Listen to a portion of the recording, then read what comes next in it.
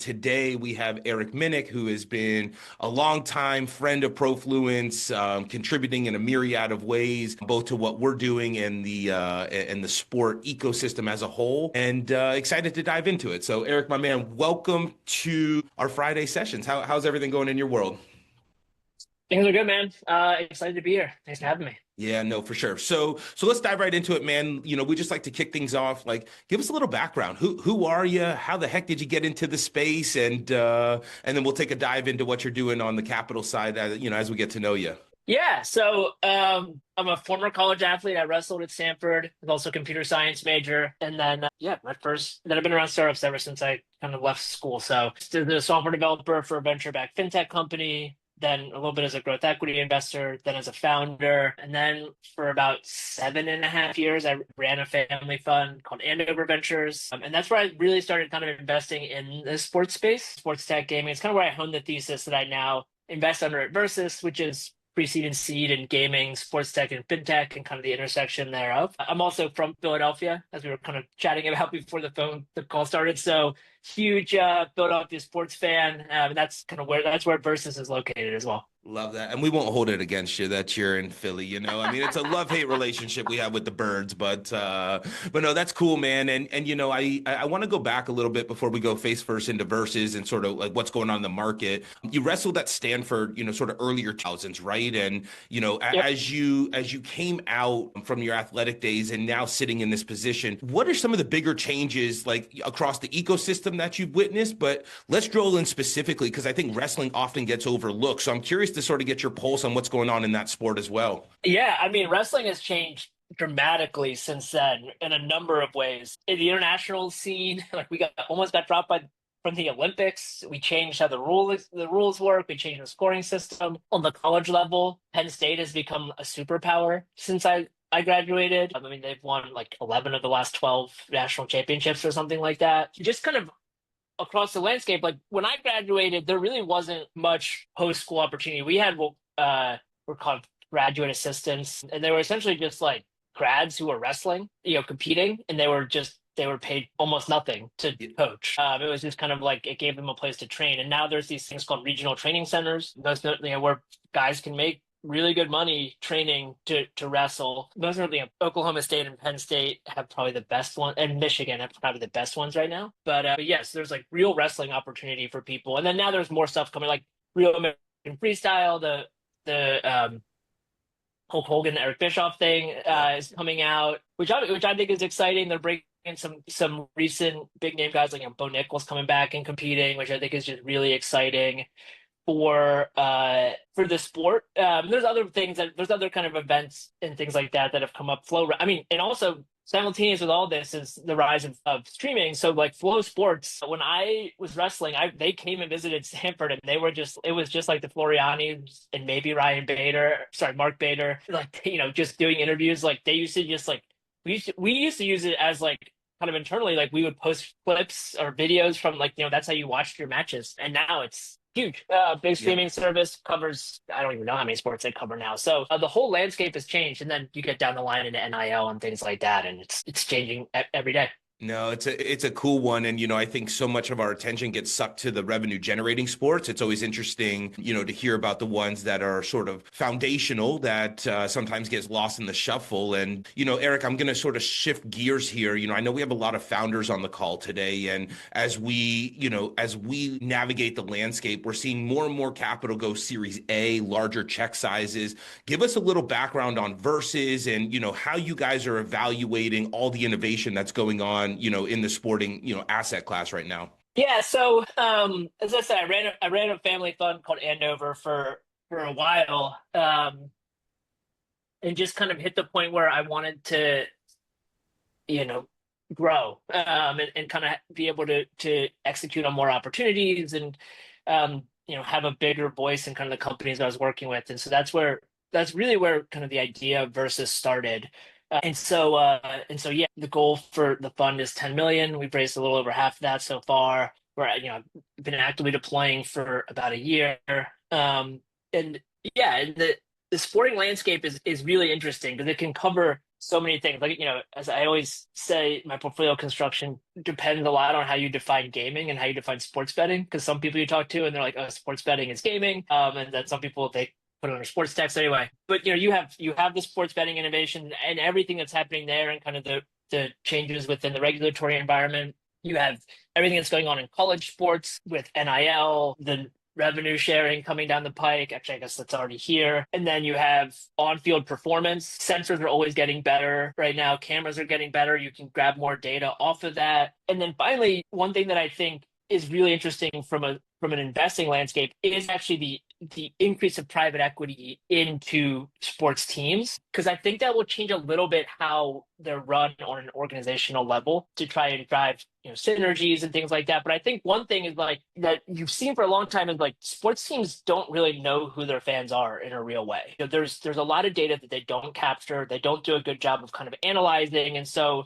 the more, I hate to say it this way, but kind of the more professionalized, the more institutionalized those teams become, I think the more you're going to see that data become more important. And so that's an area where I spend a lot of time looking as well, because I just think there's going to be a lot of opportunity there. And yeah, and then finally you kind of come down to the consumer end of like sports, fit sports and fitness tech, and youth sports is about a $40 billion industry. And it's huge. But then also like everyday people have so much more data about themselves, like, between Aura, Whoop, Apple Watch, things like that. Like, I know what my sleep looks like. I know what my training habits look like. I know, days, I know what performance looks like depending on different weather conditions and things like that. And so like, what do I do with that information versus like, what LeBron does with that information are two completely different things. And so kind of how do you cater tools to a larger consumer group, which is the me's of the world, the people on this call of the world versus the professionals. And so it's really interesting to kind of see how all those play together. No, it's super interesting. So Erik, I'm always curious, right? Like, and we like to take these moments where, there's sort of this black box around how venture makes decisions, right? Like, and again, like there's so many different companies solving different problems. Give us a peek behind the curtain, right? Like, I mean, on average, like how many decks are you guys seeing? Like, how do you start to sort of work people through the funnel without giving away all the secret sauce? It's always nice to understand like sort of the mind of venture. Yeah. Gosh, I'm seeing, I mean, at least 100 decks a month minimum. And so I'm sure there's some that slip through. I try and do my best. The first things I look at really are the team. It's cliche to say within venture investing, but like it really is the team. Like, I was talking to someone yesterday about it, and it's like, I invest in companies that have less than $100,000 in revenue. Typically, sometimes they don't even have a product. And so it's like really what I'm investing in is like, do I think these people can execute? And what does that mean? Depends on every company, right? Like sometimes do I think that they can execute on the sales risk? Sometimes they're building something that's truly novel in terms of product. And then it's, do I think they can execute on the technology? And sometimes it's, hey, do I think they can execute quickly enough to take advantage of the opportunity? Because it could be a first mover market. It could, so they like, hey, do I think they can get a product out there quickly enough? Because a lot of what I look at from a technical perspective is solvable. But the question is it solvable in a timely manner? Like I'm not doing deep tech, I'm not investing in miniature nuclear reactors or anything like that, where there's questions of whether or not it can be done. It's really a question of like, can it be done in a way that is one, user friendly, and two, can be executed on quickly enough to take advantage of what's there or to stay ahead of the market. And so that's what, those are the different ways that I look at founders. And then I like founders who have kind of a unique viewpoint on the market. Look, I have my own opinions on gaming, sports tech, fintech, like, I'm in it every day. And so I'm always curious, do founders have an opinion on the markets that I find to be intriguing, and to kind of have a different viewpoint? I've invested in plenty of founders whose viewpoint of the market is different than mine, but they have a very well reasoned for why that is, and this is why they're attacking it that way. And so that's a big part of it as well. And then once I kind of get past that initial phase, then it becomes a question of, okay, what are the business drivers? Do they have KPIs that look interesting? Do they have a large enough market segment, things like that? Yep. Do I have, and then ultimately, like, do they have a product that I think will have value on exit is kind of one last question I ask. No, it's super interesting. And Scott, I'm gonna a couple more questions. I'll pull you in here. Erik, I think with you, you come with a unique background, right? You were an athlete, you have a technical background, and then you understand the capital side as well. We're seeing everybody sort of attach AI in some capacity to what they're doing. I'm curious, is that like how much true AI are you seeing that's being built versus being recycled? And how do you think about that, when those solutions, show up or come across your desk? Yeah, that's a great question. How much that's an interesting phrasing too of how much is true AI, how much is recycled. I like that phrasing. I would say it's mostly the way I think about it is it iterative? Is it iterative? Is it truly novel? I think of it a lot as like, okay, how is this an enhancer? How are they using AI to enhance the business? Whether it be, hey, we're getting to market faster because we're using underlying tools. We need fewer engineers. Are they enhancing enhancing speed, enhancing capabilities? Sometimes they are doing something quite novel with the data set. But to me, the way I think a lot about AI is like it's just a natural evolution of big data, right? Like, okay, 15 years ago, 20 years ago, everyone was just like big data, big data, big data. So now everyone has a bunch of data. So like, now what? And it's like, yeah, we're creating tools that can quickly iterate over that data and, hit decision points, create new unique insights, things like that, allow people to perform faster and having a better understanding of that data. And so that's how I think about it more than anything. And I think there are a lot of applications there, like back to the sports teams and the kind of lack of data around their users. Like as they collect more of that data, like, yeah, of course there'll be AI tools that come out of that, whether it be you know, pre-game upgrades, like, instead of having a person like walk around or go through a spreadsheet or go through a web portal and figure out like, oh, these, you could have an AI bot, an agent quickly run through that and say, oh yeah, Scott, you're the best fan in attendance to get this upgrade because of X, Y, and Z reason. Like those are applications where like sure it's not like probably an iterative solution, but it makes that process a lot easier and a lot faster. So that's how I kind of think about it. No, it's interesting. And like, I mean, I think like again, it's moving so quickly. It's always interesting just to understand,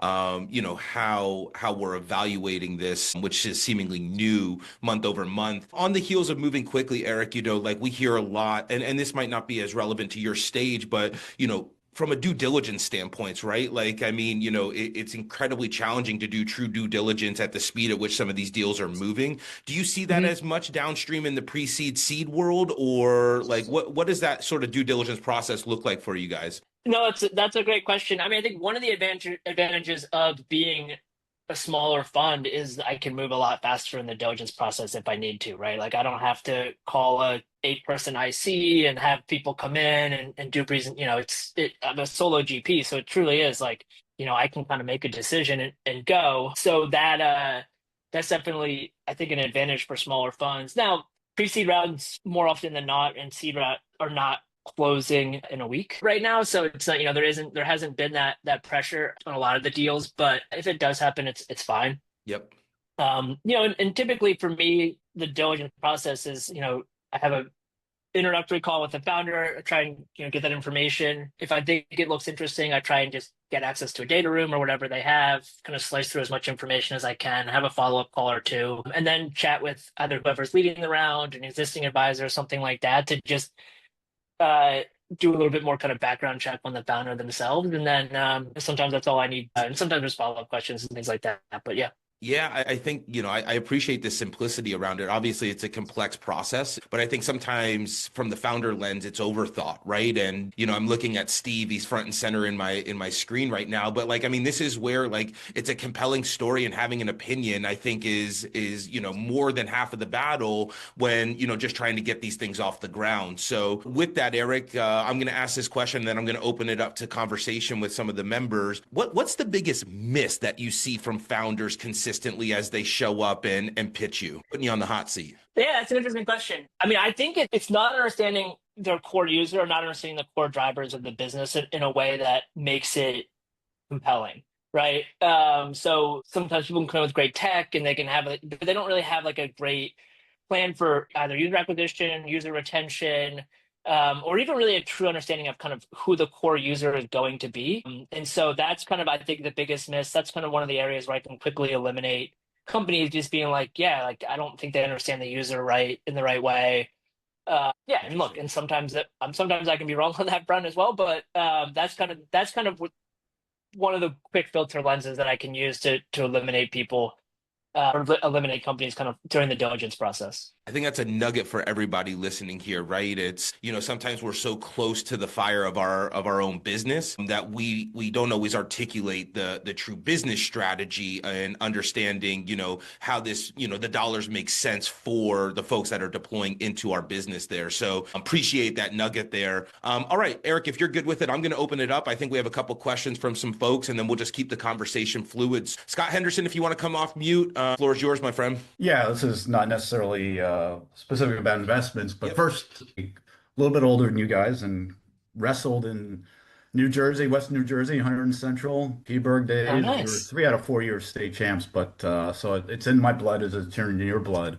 I ended up playing football at Cornell, and Andy Oh, Noel nice. still doesn't talk to me because I decided to choose football. But anyway, so it's in my blood. Hopefully Vito wins tomorrow for the World Cup stuff going on. So I'm still close to the team. But my question, because I'm heavily involved, my kids are all D1 soccer players. My wife played D1 tennis. We're involved in the tennis. Is people don't realize what's really happened is not only is it the going on in basketball and football, but they also allowed all sports to be fully scholarship because most men's sports, 9 kids are allowed on soccer, 4 on tennis or whatever to get full scholarships. And then they've also capped the number of kids on each team. So a tennis team Yep. could have 14 kids. They can only have 10 now. So I guess the opinion, Ivies are safe. They'll still have their 36 plus sports, but people don't realize Texas only has 12 to 15 sports.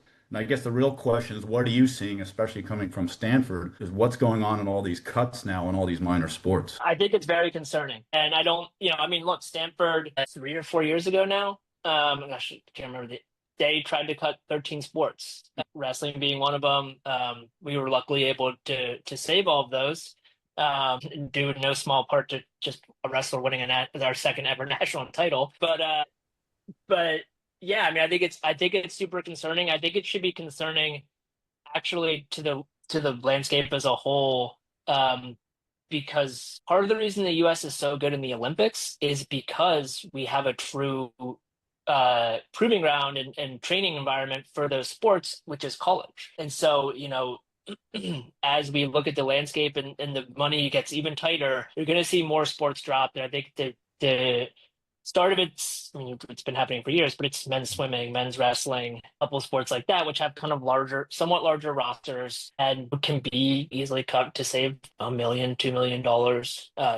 So, I think it's very concerning. I think it's going to continue to happen. I think it's going to accelerate. And so it's a question of, to me, like, okay, almost how do you create a subclass of sports within a university, whether it be like, 'cause right now there's club sports, but club sports have a different connotation, right? There's not the scholarships, there's not the training facilities. So like, is there almost a third classification of like tier 1 sport, tier 2 sport, then club sport, where like they can still get, at a tier 2 sport, you can still get institutional support, you can still get institutional help, but you're not part of the rev share discussion. You're not part of the scholarship limit discussion and all of those.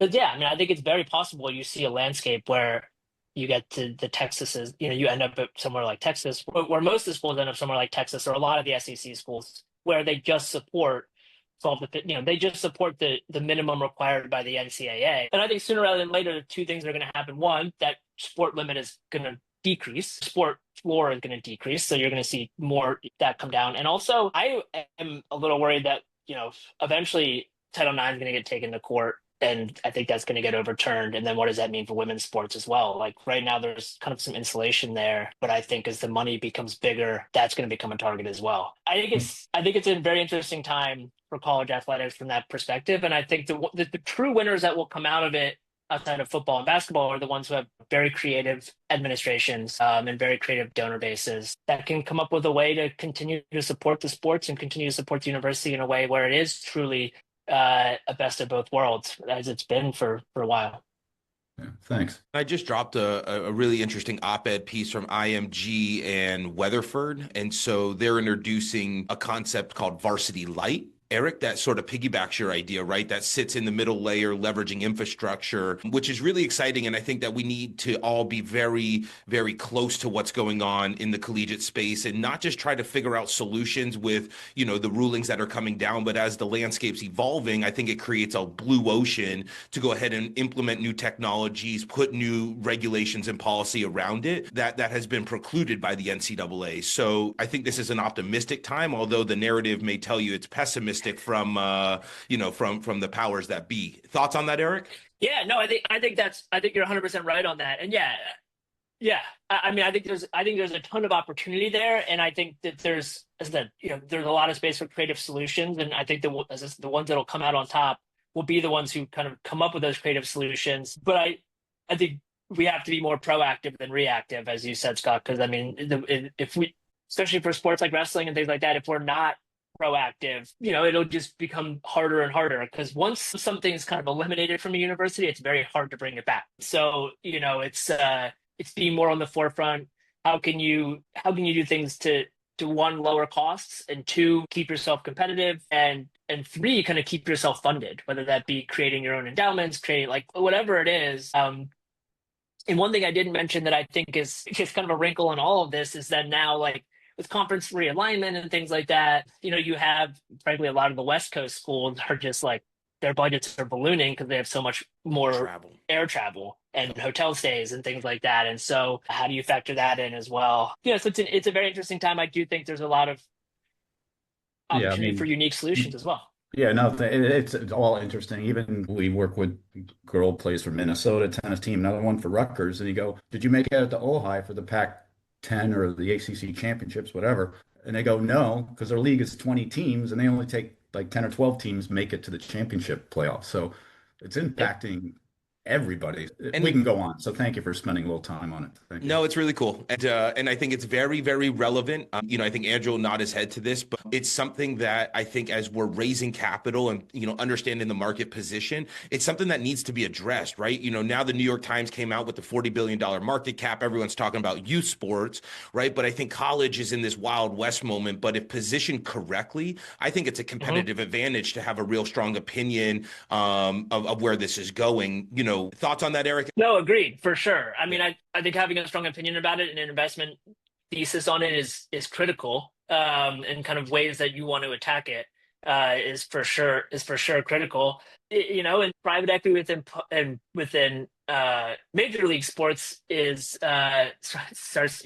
eventually get saturated. What's the next frontier in college sports, right? And so is that something that is that a way that you can offset some of that revenue with kind of almost pulling those football and basketball and kind of select teams out of universities in kind of a way and spinning them out? Like, that's another potential solution. And so there's a lot of money floating around it. There's a lot of different solutions, and having a viewpoint and saying, I think this is where it's going to go, while also obviously being flexible, is definitely important. No, I think so. And we run into this quite a bit, where I think it illustrates the competency of the market as well, or your understanding of the market, right? And so often we're so close to what we're building with this singular track. I think starting a little more broad and having conversations around how capital's behaving, both from a PE venture, private capital lens, and then, drilling down into your solution, always, it tends to paint a more holistic picture, which drives the conversation a little further. So with that, David, I know you dropped a question here in the chat. Would love for you to come off mute if you can, and floor is yours. Yeah, and appreciate it, Scott. And Erik, great to meet you. My background is actually in private equity. I did about 12 or 13 years, kind of investing in companies called 20 million to 30 million in revenue, helping them scale to 100 plus. Had, quite a few successful exits. As I've transitioned to a founder, I found a lot of the same things you're saying in terms of, like, the first thing we did was like build out a team and a really good like advisory board that people that have done this before, that have helped us learn a tremendous amount, a lot faster than we would have learned, on our own. So totally get that. I guess what wanted to ask you though is, like, with these earlier stage investments, right? I've led and run diligence processes on larger companies. These companies don't have historical financials. They don't have operational KPIs. Like, obviously you look at the team first, but like, where else are you focusing? Where else are you spending your time? What does that diligence process look like for you? Yeah, no, great question. Very different Very, very different than a private equity process for sure. A lot less financial engineering, a lot. But I do look at, I actually do look at financials, and not because I care too much about what they're actually projecting, but I look at it as an indicator of kind of their understanding of the business. So like, what are they looking at as the drivers? So what are they telling me are their drivers to success, whether it be from a revenue perspective, cost control perspective, and then if I go in the numbers and, they're telling me X, but then revenue is coming from Y, like why that disconnect? What am I missing or what are they missing? Or, if they're, building something where they're leveraging AWS and like those costs aren't scaling with like what I know that scales like, then I'm like, okay, like, there's some differences here. And so I use that a little bit for that. It's not the biggest part of the process, but so it's market research. If it's a market that I'm not as deep in every day, that's definitely part of it. Competitor analysis and landscape analysis. And then if they have a product at all, some KPIs, again, they're not the biggest thing in the world, but so the way I think about KPIs, especially like I see them a lot in gaming, right? I'll have an alpha version or a beta version. They're selling to their core constituents, right? They'll have 100 people that are essentially handpicked to be using the app. And so like if they're not at least kind of near market KPIs or above market KPIs, like that's not a great indicator because you would expect those to only go down as kind of more casual fans kind of get involved or more casual players. That's, from a KPI perspective, that's where I look at if they have them. Really, it's, what are the drivers for the business? Does this market support it? Are there competitors out there that I think are problematic for them, or that I don't think they can compete with? And then, and then the last part is, as I said, kind of that, just a little bit of kind of founder diligence, like talking to some people who know them and making sure that like what I'm seeing is not wrong, essentially. Yeah. Okay. No, that's super helpful. Definitely appreciate that. Yeah, and you guys should connect offline. I think that'd be a good conversation. So we'll make sure that happens. Erik, I have one question. I'm going to pass it up to Ryan, who has a question around sort of the convergence of all the sectors you work in. But we hear so often that folks want to engage with smart money, right? And especially at the seed or pre-seed round. I'm curious with the portcos that you've deployed capital into, what does your engagement or involvement look like post-deployment? And, is that a misnomer in how founders think about, how they engage with their venture partner, or would love to hear how you think about that after you write the check? Yeah, so my engagement can vary pretty widely. So I tell founders off the bat, like I'm very founder driven in terms of my engagement. So for some portfolio companies, that's meant helping with things as granular as equity compensation plans, customer segmentation, product roadmap, tech stack reviews. I've looked at code and, done some algorithm reviews. So, so some of those founders, I talk to them on a fairly regular basis. And for some of the founders, they're pretty seasoned. They know what they're doing. They have kind of other strategic investors or strategic advisors involved, and really I'm there for introductions if they need them, and I'm there to be around if they need anything, and I'm happy to kind of take more of that back seat if it's going to help the company execute. The last thing I want to be is an investor who's bothering a founder and getting in the way, and so that's important to me. The other thing is I try to be very empathetic with founders. I've been through the process. I know what it's like when a startup isn't going super well. And so for a lot of the founders in the portfolio, I've become kind of one of the first calls if they're just like, need someone to talk to.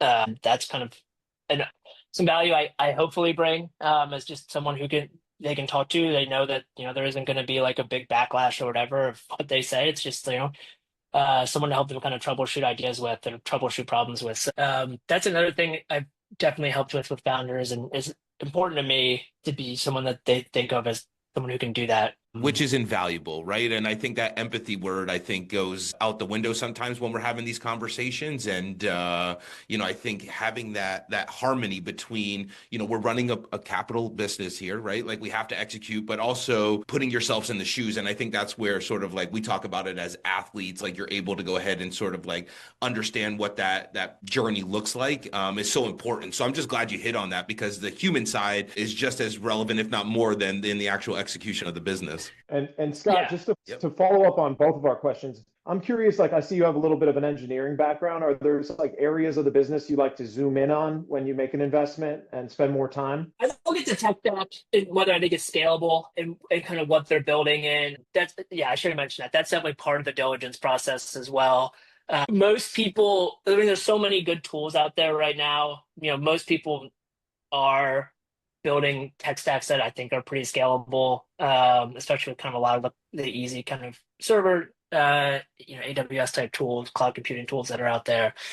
But that is definitely something I look at. And I think I'm a little harsh on UI UX design when I'm looking at things, just kind of given my background and trying to make them as simple as possible. I think one thing a lot of teams run into early when they're building is they over-engineer the front end, and it can actually be to their detriment. They try and put too much information there, but that's a pretty solvable problem. Like I'm not gonna, if I love everything about a business and I hate their UI, like probably still going to invest. Like that's a pretty solvable problem, but it's always something I look at. It's something I like to talk to founders about, like how they're doing that. Yeah, that's always funny. Like I think sometimes we put too much window dressing on, and it's like I'm sure Tim will nod his head here, but if we focus as much on the back end and structure of databases and make sure that we have usable data instead of having it just look good at the front, often we'd be in better positions there. So Ryan, floor is yours, my friend. I know you had a question for Erik. Yeah, hi Erik. Great to meet you. I am the Chief Product and Technology Officer at Extropian. We're developing full body intelligence with electronic skin band-aids, our go-to-markets through golf. So this question specifically kind of around like your thesis, because we interplay in a lot of the areas that you're looking into. So the one was like, what specifically drew your interest to gaming, sports tech, and fintech at this time in investing? And then the follow-up to that is, do you see a convergence of all of these opportunities?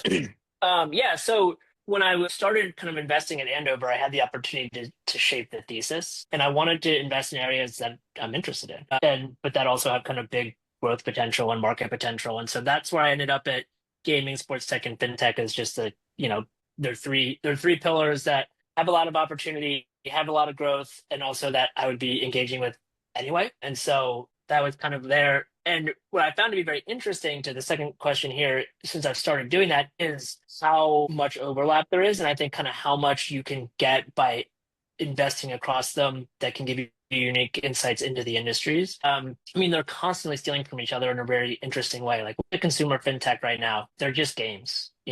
They're with your money, and they're maybe a little bit more dangerous from a long-term financial health or whatever than like being super into Clash of Clans. But that's Robinhood and things like that. Like they're gamified experiences. Every time I talk to a consumer fintech founder, one of the first things I talk about is like, this is the viral loop. This is how we're capturing users. This is these are the games that we're looking at in terms of like where we can steal from UI UX, from execution. On the flip side of that, like within gaming, I'm very interested in kind of new monetization avenues. And so part of that is integration of real money gaming, integration of Web3, and all the rails that are being built for fintech and sports tech on those ends are going to be are being integrated into gaming. And so that's kind of where there's that intersection there, where they're being pulled from. And then, and we'll go back to this one again, but like game companies, especially kind of more indie developers via Discord and things like that,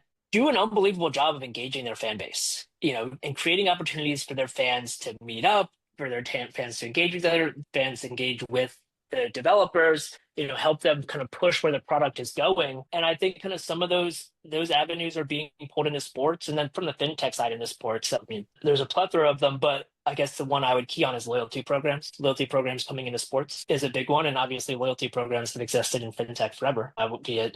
Whether it be American Airlines points all the way down to like different ways that you can implement those and sell those and things like that. And so those are different ways that I think about it. And, I think at the intersection and the convergence of all of it is, to Scott's point, AI, some Web3 stuff. And then I'm always interested in kind of AR and VR being integrated in all those different industries. But yeah, I hope that answered the question, Ryan. But yeah, I think there's a lot of intersection. Scott, you cool if I have a follow-up? I know there's two questions that followed, and so I don't want to take up too much time. No, you're cut off. No, of course, man. Go ahead. You got it. So yeah, I mean, I share a very similar thesis to yourself and what we're developing down. My question to follow-up would be there is, one of the things that we're specifically looking at creating is incentive networks of where athletes can monetize their data for algorithm developers. Algorithm developers can monetize to app developers. App developers monetize on the users, so that we kind of have like more of an open source platform.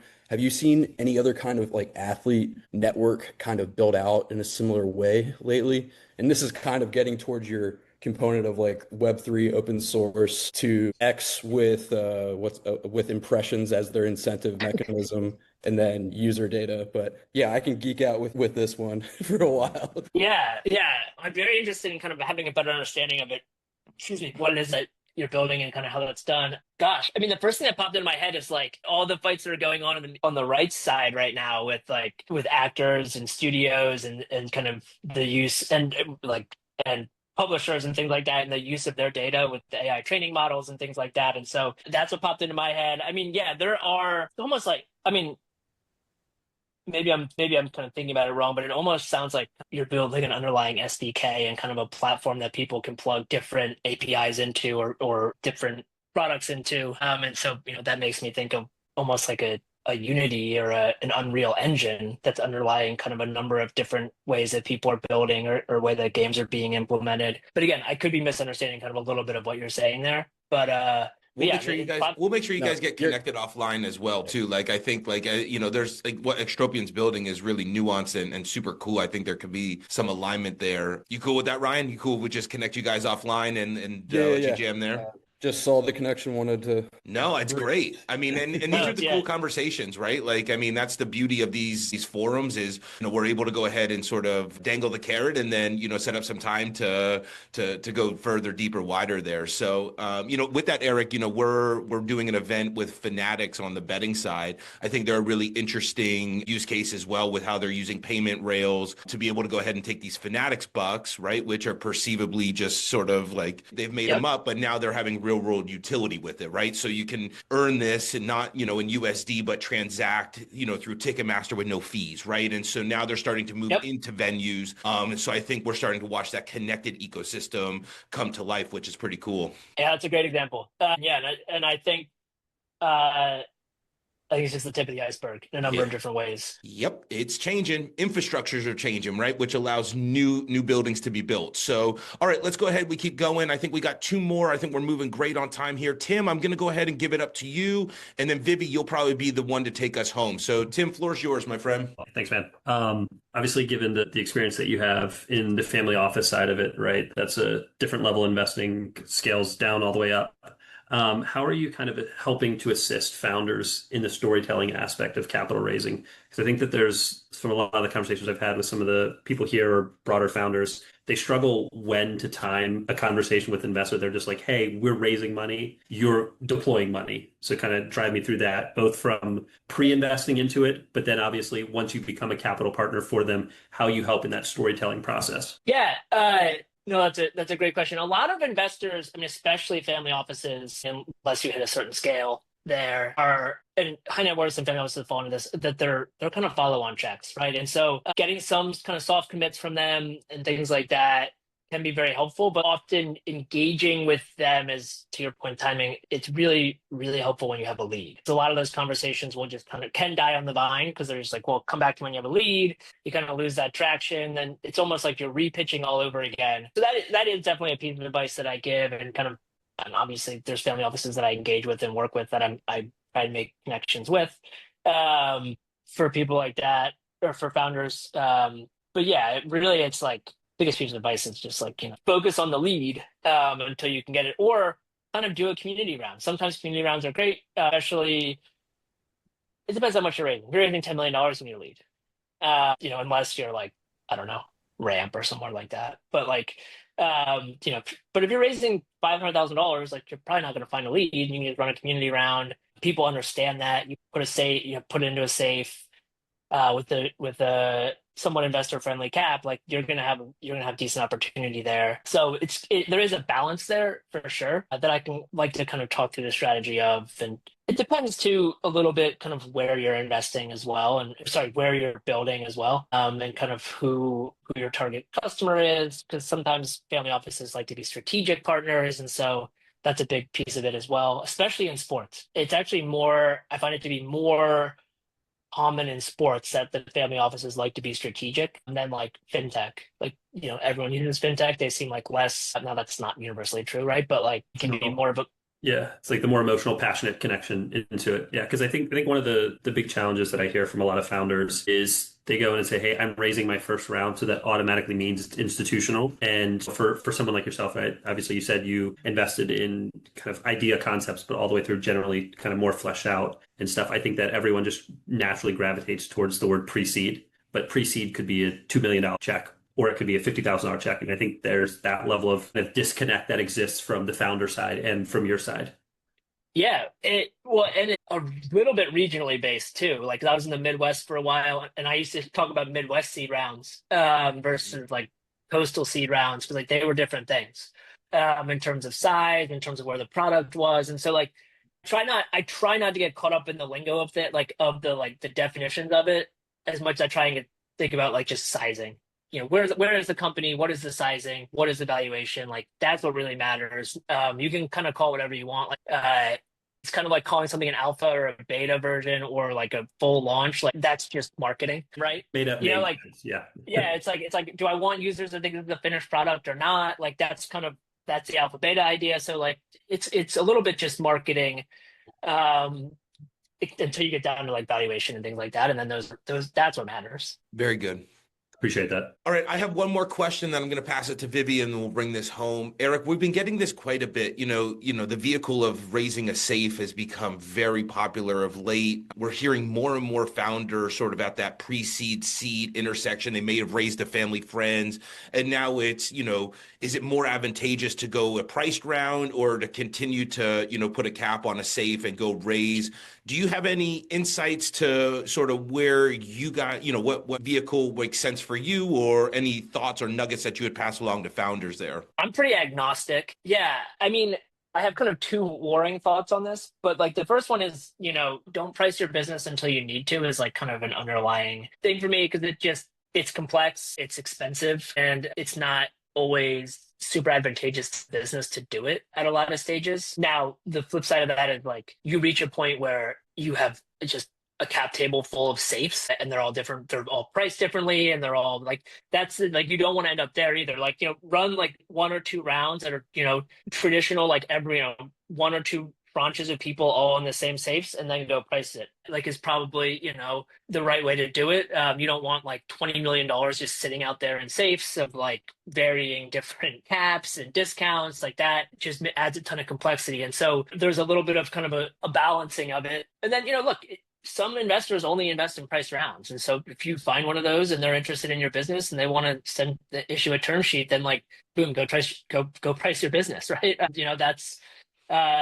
That's fine. But like, yeah, if you're pre-product, pre-revenue, something like that, like it doesn't make a ton of sense. And again, it can be expensive. You're pulling a bunch of lawyers in when you don't need to. But if you're doing a couple million in ARR or even a couple 100,000 in ARR, then like, yeah, it might start to make sense to do it, especially for the right investor. And especially if you've already done, one or two rounds of cap safes and you want to keep it kind of a little bit cleaner. No, that's really, really good insight there. Appreciate that, because that's sort of this nebulous question that you don't always get to ask when you're pitching, right? Like you can't be at the table and be like, hey, should I do this, continue with the safe here? So it's always neat when we're able to go ahead and get it in a non-invasive way there. All right, Vivi, you're on the clock. Let's keep it tight just so that we can close this out, but floor is yours. Hey, Erik, thank you so much for everything that you have shared. I'm like Ryan, I'm ready to pop out of my chair because I'm super excited to hear what you have been sharing. In our experiences as we've been pitching, it has not been the case. In fact, yesterday I was talking to somebody out of the coast in Southern California, and immediately it was like, well, we're used to biotech, med tech, and it's such a different model from sports tech that they just couldn't make the connection. They were so hard. Like you could tell they were just like in their straitjacket. Like, I don't know what to ask. or consider because you're so different. And that really is, it brings me to this question. I am a football team owner. I've owned a professional football team in San Diego. And then in that experience, I came to understand we are grossly missing opportunities to connect with our fans. This goes back to the user. How do we as a team really resonate with our fans? We're missing some very key components of which you kind of addressed earlier today when you first got started. So I created a platform, stepped away from ownership for a while and said, I want to create a platform that we need. This has to be the solution because as team owners, we're not making the money that keeps up with our costs. We can't afford how much more. I mean, we've had stories of teams literally left stranded in their hotels because owners are scrambling to get the money to be able to get their team back home, which is absurd. What are we doing here if we're bringing in the money, but we're not able to afford our expenses as they keep going up? So I'm struggling. Team owner, operator, left that, went and created a platform, developed it. I'm ready to go to market and nobody can make the connection. I'm struggling with this narrative. So the things that like Timothy was just talking about, how do we share these stories and to whom? What is the right timing? And then frankly, I may have raised $300,000 or $500,000 in 3 weeks with my team, but I've never run a tech company. This is a step into it. How is this story going to come across to appeal to somebody like you? Yeah. Very interesting. Very interesting. So, the first thing is, it comes across, it does resonate because look, you've stepped away from one thing to solve a problem that you're seeing, right? So that first off, founder market fit. Okay. Like that makes a ton of sense. I'm seeing like, yeah, you're not a hammer looking for a nail. Like you have the nail, you're trying to build the hammer to hit it. To use another cliche, but we have both. We actually have both. I have the team in Austin and I've got the hammer to make it work. I'm really struggling with people. Like even Scott said, I thought you just owned a team. I'm like, no, the team is actually our immediate revenue, which we can start making money now. But I built this platform and the platform's scalable in multiple industries. Yeah. I think the biggest thing for that will be for the platform piece of it is, almost like customer use cases, customer testimonials of like, hey, get a couple kind of early wins on that front. And then that's when you start approaching kind of maybe bigger teams or other organizations and other leagues or, if you're at that point, like league offices themselves can be somewhat adoptive at times if it's the right thing. But sports teams are hard to sell into because they're pretty skittish. They've been burned a lot of times. People have promised them a lot of solutions. And so they often don't want to be the first ones to make a move. Now, there are certain teams in every league that are going to be more tech adoptive than the others. And, finding those teams in those leagues and getting them on board. Because once you've proven that it works in a league, then all of a sudden you have a lot better chance, because everyone will be like, oh, smart team X is doing it. Like within the NBA, like the Cavaliers are kind of known for being kind of tech adoptive. And so it's like, oh, it's working for the Cavaliers. Like they're doing a great job. Like, well, damn, we need to pull that in. And like, they've already vetted it. It works for them. They've implemented it. They've gone through the headaches of it. Right. And so like, let's go adopt that product. No one wants to be the guinea pig. Yeah, no one wants to be the guinea pig. Why I built this with my team in Austin, because no one wants to be the guinea pig. Yet we've already applied these same principles and patterns with my team in San Diego. So there is case use. It's already, I can show that we've already done it.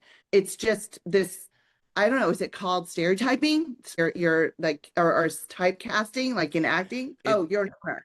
I think, again, Vivi, like it goes back to, how we position this, right? And how you come where it's like, if, I'm a team owner and a tech founder, right? Or I built a platform because I saw exposure through a team I own, right? And I think they provoke a very different narrative track and we'll continue to work on it. And I don't mean to kibosh, but we have 1 minute left. So we'll make sure you guys, connect offline and continue to jam. And, I think they're interesting use cases to be solving. Erik, real quick, man, thank you so much. You could have been anywhere, but you chose to be with us. And, it sounds like there's some exciting conversations that will come from it. Before we let you run today, we're all continued learners, right? So I'm curious, what book are you reading? What are you listening to make sure you are up to date and relevant, as a human? Man, What am I reading right now? I mean, I listen to a ton of podcasts, whether it be both just like general sports ones as well as some of the ones that are kind of more into the weeds. And then I just downloaded The Anxious Generation, but that's for a different reason. But and then I read a lot of like fantasy and stuff like that. So I'm reading a book called The Midnight Circus right now. And